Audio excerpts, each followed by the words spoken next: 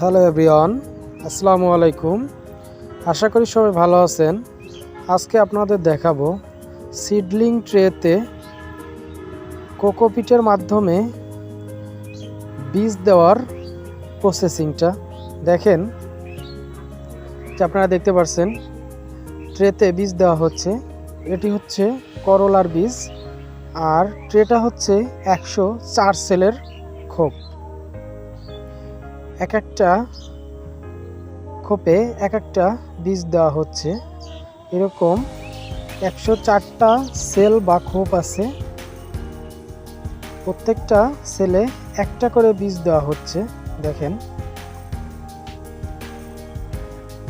Seedling ট্রেতে কোকোপিটে বীজ থেকে চারা তৈরি করলে আপনার চারাগুলো সুন্দর এবং সুস্থ সবল হয়, এবং এই চারা যখন আপনারা জমিতে রোপণ করবেন এটি শতভাগ শিকড় যুক্ত চারা হবে, এবং এই চারা যখন আপনি জমিতে রোপণ করবেন এই চারা মারা যাওয়ার সম্ভাবনা খুবই কম।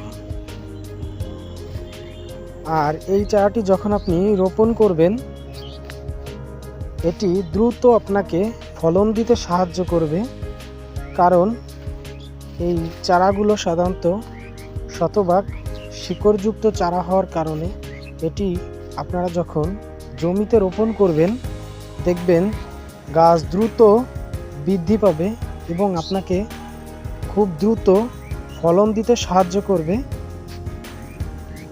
তাই আপনারা সিডলিং ট্রেতে কোকোপিটের মাধ্যমে বীজ থেকে চারা তৈরি করলে খুবই ভালো হয় এবং সুস্থ সবল চারা তৈরিতে সাহায্য করে।